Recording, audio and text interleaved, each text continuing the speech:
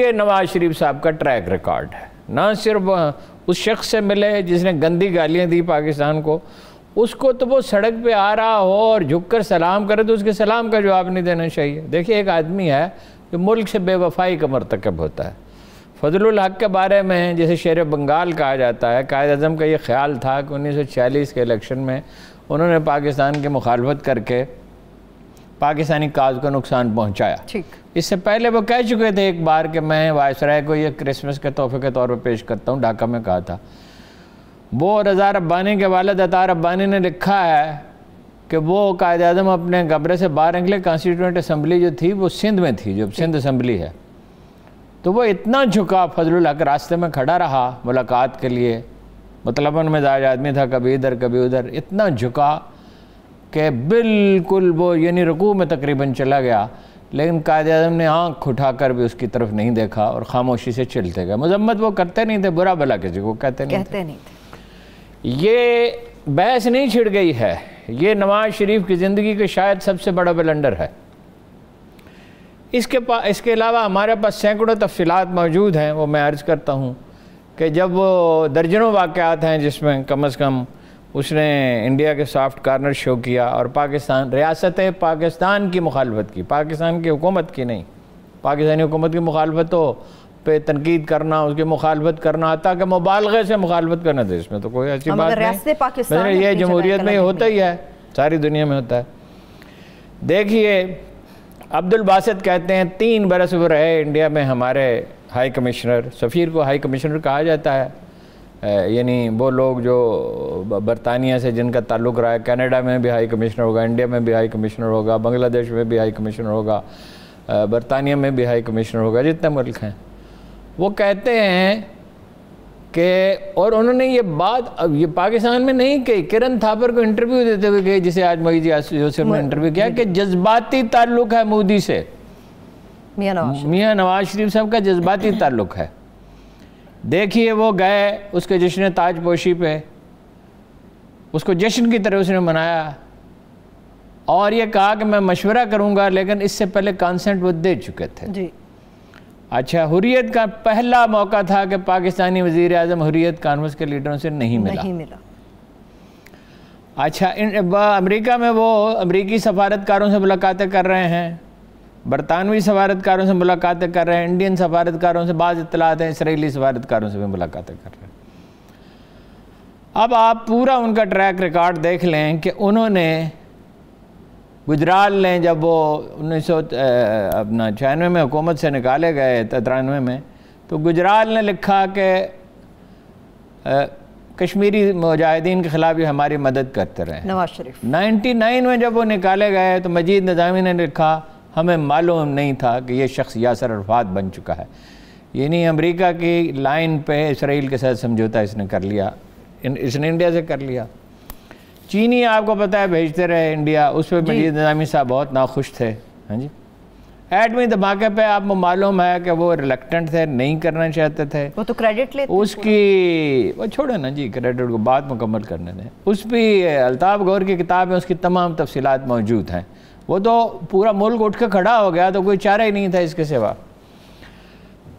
ممبئی کے کیس میں اس نے پاکستان کو ذمہ دار قرار دیا، اعلانیہ ذمہ دار قرار دیا۔ ڈان لیکس کیا تھی؟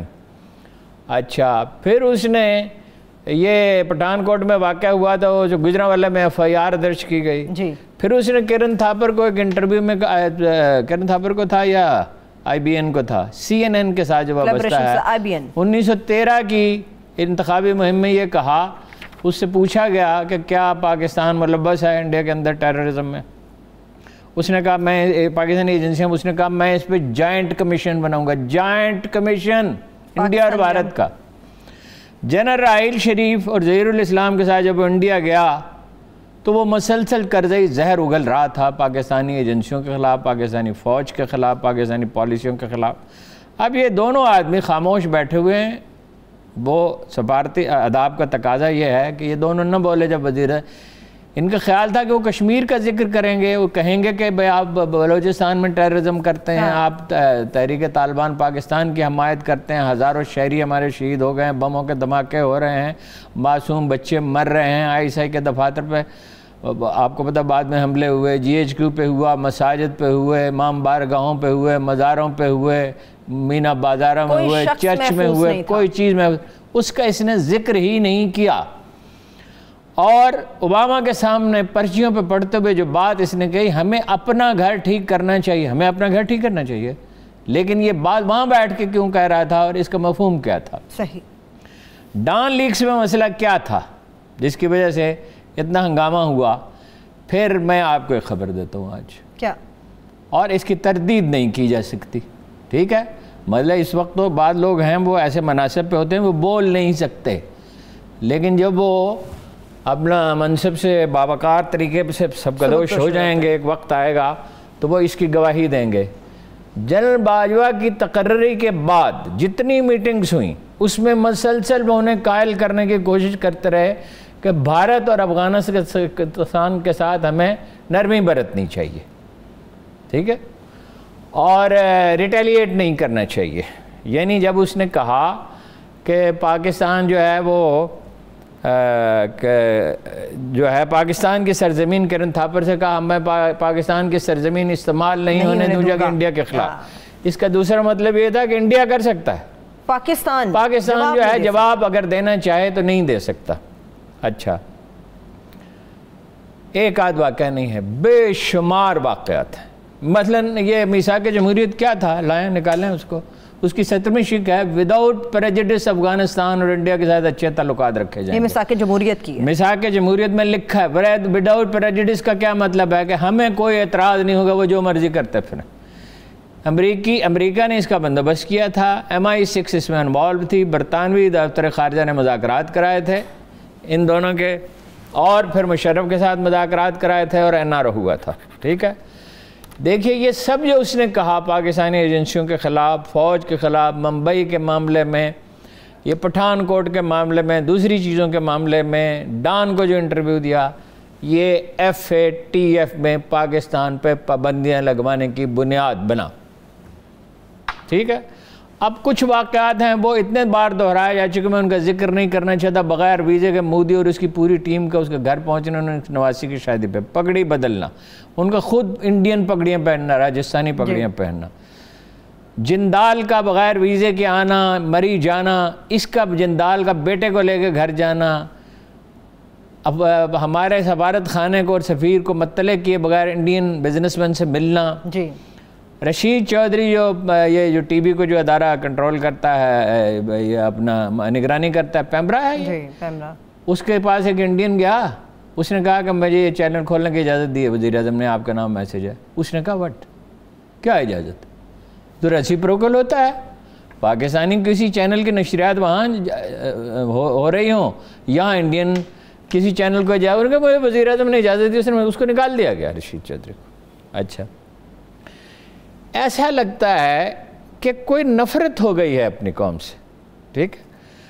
کوئی آدمی، مجھے افسوس، میں نہیں نام لینا چاہتا، میں نام لیتا ہوں، آئیے رحمان، جس نے یہ لکھا، ریکارڈ پہ ہے، ڈان میں چھپا ہوا، پاکستان مسلمان اول روز سے علم دشمن ہے. حضرت عمر کے دور میں سکندریہ کی لائبریری جلا دی گئی تھی، جن کے بارے میں سب جانتے تھے کہ وہ انڈین اسٹیبلشمنٹ کے حامی ہیں. نجم سیٹھی، ان کی بیگم کو اتالیق بنایا گیا، مریم کا. پھر پرویز رشید کو بنایا گیا، جس نے آج تک قائد اعظم اور تحریک پاکستان کے حق میں کوئی بات نہیں کی. ان کی فیکٹریوں میں وہ کام کرتے رہے.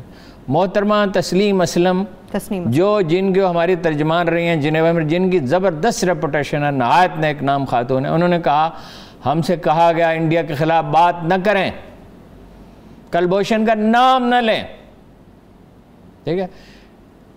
کیا یہ سلسلہ اسی طرح جاری رہے گا؟ وہ جو انڈیا کا ایجنٹ تھا، را کا ایجنٹ تھا، کراچی میں قتل و غارت کرتا تھا، 16,000 بے گناہ مارے گئے. ایک دن پکڑا گیا نا، وہ اس کی ذہنی حالت خراب ہو گئی. ذہنی حالت اس کی بھی خراب ہے، اس کی شارٹر میموری ختم ہو چکی ہے، یہ کام کرنے کے قابل نہیں ہے. یہ سمجھتا ہے خدا کی لاٹھی، یہ اس کو پتہ نہیں خدا کی لاٹھی بے آواز ہے، ایک دن قوم اس سے حساب طلب کرے گی. اور یہ تنہا آدمی نہیں ہے، دیکھیں اس کا انجام سے مختلف ہو سکتا ہی نہیں ہے. رہ گئی اس کی دیانتداری، وہ معلوم ہے. دیکھیں عمران خان نے کوئی کارنامہ انجام نہیں دیا ہے. عمران خان کو پتہ ہی نہیں حکومت ہوتی کیا ہے، اکانومی کیا ہوتی ہے، پالیٹکس کیا ہوتی ہے. یہ ان پہ سزا ہے اللہ کی طرف سے. عمران خان صاحب کی صورت دیکھیے اس کی دیانتداری سب کو معلوم ہے. 290 کلومیٹر کی سڑک کا فاصلہ ہے یہاں سے اسلام آباد کا. حالانکہ وہ یہ اس زمانے میں سڑک بنی تھی جی ٹی روڈ, جب ارتھ موونگ ایکوپمنٹ بھی نہیں تھا. اس نے 400 کلومیٹر کی کیسے بنا دی؟ انہی پیسوں سے اس نے فلیٹ خریدے, اس نے جو قرضے لیے بینکوں سے, اس نے یہ جو فائنانس کمپنیاں تھیں یہ ارلی 80s میں, اس نے مڈ 50s میں اس نے ان سے 18 ارب روپے اس نے اور اس کے ساتھیوں نے قرضے لیے جو آج کے 200 ارب روپے کے برابر ہیں. اس نے مسلم کمرشل بینک اپنے دوست کو اونے پونے داموں پہ گیا. اتنی تو وہاں کرنسی پڑی ہوئی تھی, اس کی بلڈنگز کی قیمت بھی نہیں وصول کی. وہاں جو کرنسی پڑی ہوئی تھی جو ان کا سالانہ یعنی منافع بنتا ہے, کرنسی تو لوگوں کے, دولت پیسے تو لوگوں کے ہوتے ہیں. اچھا پھر اس نے جتنے منصوبے بنائے 2013 میں یوتھ پروگرام شروع کیا. اچھا یوتھ پروگرام پہ بے نظیر کہا کہ 100 روپے کتنے یا 1000 روپے جو فیس ہے وہ 170 کروڑ روپے وصول ہوئے, وہ کہاں گئے؟ کوئی حساب نہیں ہے اس کا.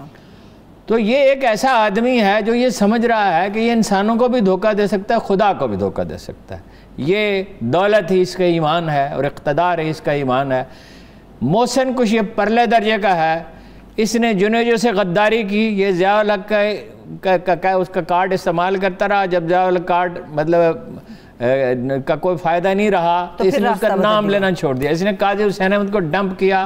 اس نے غلام اسحاق خان کے خلاف سازشیں کی. اس نے جنرل حمید گل کو وہ جب برطرف کیا گیا تو کوئی ان سے واسطہ نہیں رکھا. جو اسلم بے کے ہر آرمی چیف کے ساتھ اس کے تعلقات خراب رہے. مگر مودی آپ ایک کام کریں, مودی کے ساتھ اس کی ساری تصاویر نکال لیں اور Pakistan army chief right from Aslam Beg to general Bajwa اس کی تصویریں نکال لیں اور چھاپ دیں. آپ پر ایک عجیب انکشاف ہوگا. اس کے ساتھ یہ کھلکھلاتا ہوا ہے, ریلیکس ہے, آسودہ ہے. اور ہر آرمی پاکستان کا جو آرمی چیف ہے اس کے ساتھ یہ منہ بنایا ہوا ہے یا شک سے اس کو دیکھ رہا ہے یا ایک اجنبی کی طرح دیکھ رہا ہے, روٹھا ہوا ہے. جب مرحوم والدہ اس کی مرحوم والدہ جو ہے وہ گھر آیا جب تو اس کی والدہ نے کہا کہ اپنا بھائیوں کی طرح رہو. کیا یہ بات کوئی راز ہے کہ جو انہوں نے اسٹیل مل جدہ میں لگائی اس میں جاتی عمرہ انڈیا کا جو ہے اس کے لوگوں کو ملازمتیں تھی, اس میں ایک پاکستانی سٹیزن کو ملازمت نہیں تھی. کیا یہ کوئی راز ہے کہ ان کی فیکٹری میں انڈین کام کرتے رہے؟ کیا یہ کوئی راز ہے کہ سلمان شہباز صاحب کا بیٹا سلمان شہباز وہ عبدالباسط کہتے ہیں کہ یہ مجھے فون کرتا تھا کہ انڈینز کو ویزے دو, میں کہتا تھا پراپر پروسیجر سے آئیں. کیا یہ سب کچھ غلط ہے؟ اگر یہ صحیح ہے تو یہ اپنے انجام کو پہنچے گا.